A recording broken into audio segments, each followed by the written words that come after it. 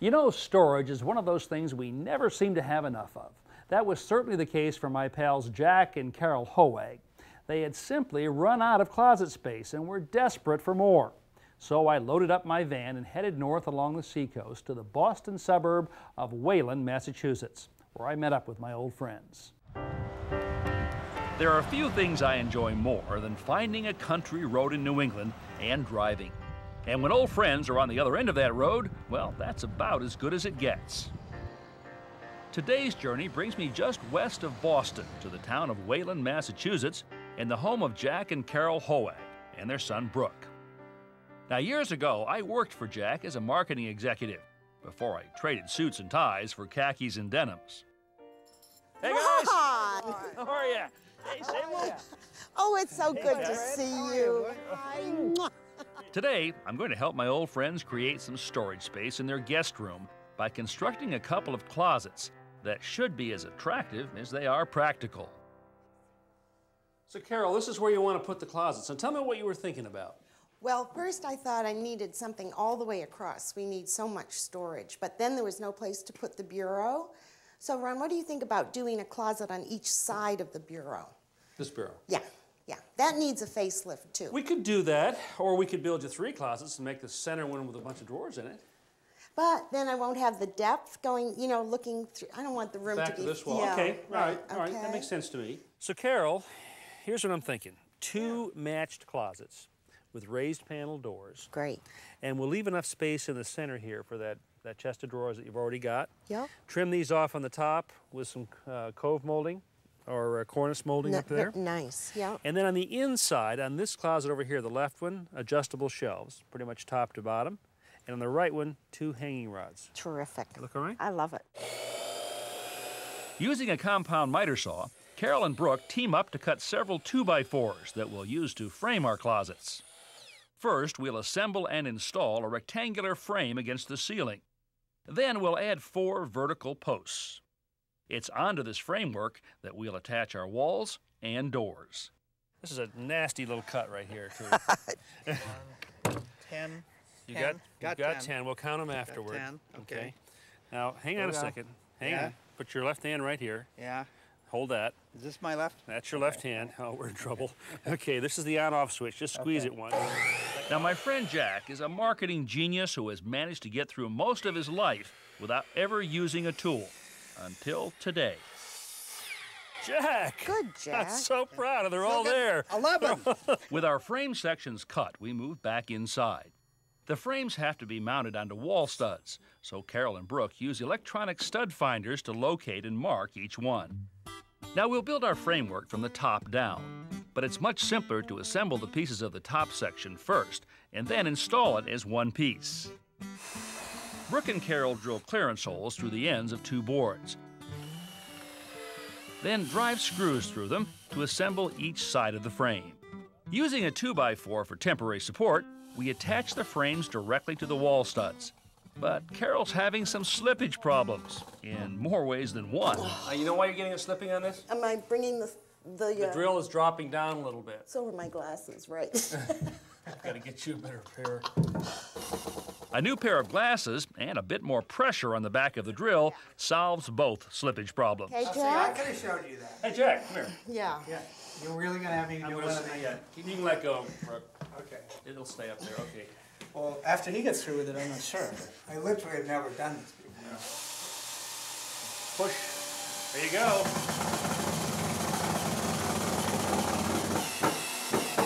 I wouldn't have done that last one. Hey, his first drill. Okay.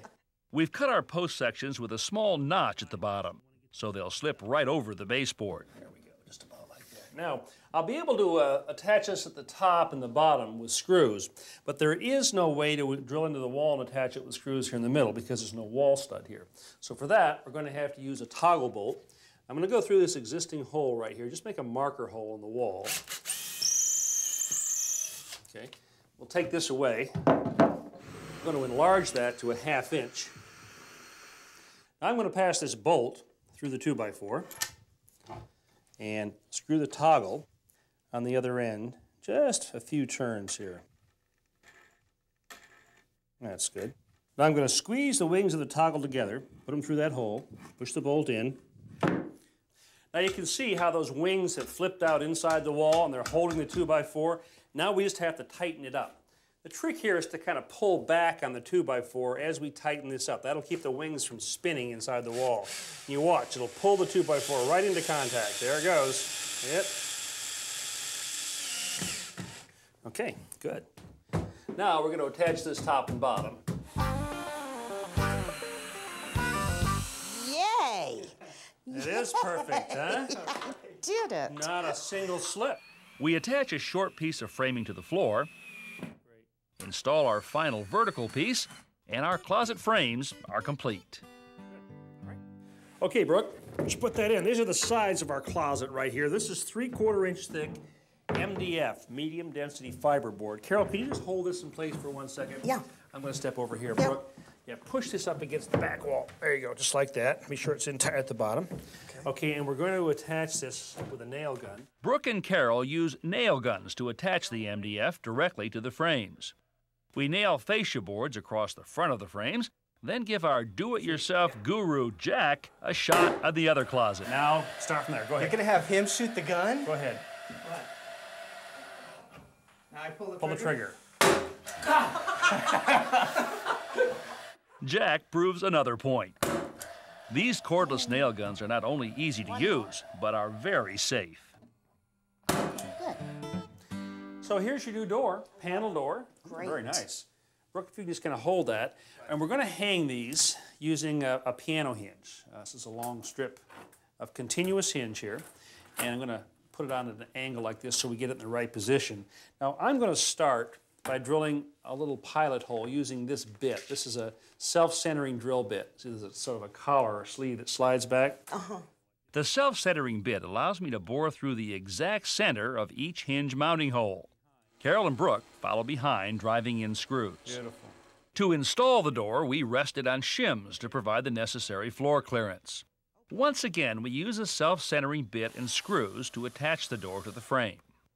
With the exterior of our closets complete, it's time to customize the inside. So these are stock shelves that I picked up. I've got a vinyl coating on here. But to make them a little bit stiffer and able to take more of a load, I want to put this strip on the front here, which is why I had you put the glue down there. These wood strips not only strengthen the shelves, but also give them a more substantial, finished look. Now, while Brooke's been downstairs making up those shelves, I've done a couple of things up here. Added a wooden strip right here to act as a door stop and a couple of magnetic catches. So the stop will keep the door from swinging too far inward, and the catch will keep it closed. Also, over here on the side, I've installed a couple of shelving standards. Now, these have little metal clips like this. Could be placed in any of these slots. Carol wanted some total adjustability on this, and I think she's now got it. Here's Brooke. Hey, how are you, Brooke? Hi, Ron. How you doing? Okay, let's try this one, see if it fits. Okay, we'll drop this in first. The outside. Okay, that's looking good. Why don't you bring the rest of those up? Okay. Over here, Carol has been putting up the clothes rod brackets. You got them both up on the top? I've got the top one ready to go. So that goes in there. It goes in there. It kind of slips down in there. Okay, good. Perfect. That's very nice. Our next step is to install what I like to call the crowning glory. A few strips of crown molding can add a beautiful accent to an otherwise ordinary wall. Finally, a coat of primer, then paint, and our closets are complete. I think it's incredible. We worked hard, but look at this payoff. Yeah, I love it. This is great. Brooke? You know, Ron, these closets look like a huge project, but each step was really very easy. When you break it down, yeah, it was simple, wasn't it? And you know what I loved about this? We didn't use any drywall, any joint compound, no tape. No. This is all just wood and MDF. And oh, Time to pay the check, who right? finally showed up. Yes, Congratulations. a great job. I played a major role. Consultants always come in at the end, you know. Yes, and get the credit. Well, it seems we all feel the need for more closet space at one time or another, but rarely think about the possibility of creating a closet. And while our day began with a white dresser sitting against an empty wall, it has ended with a transformation that is every bit as attractive as it is practical.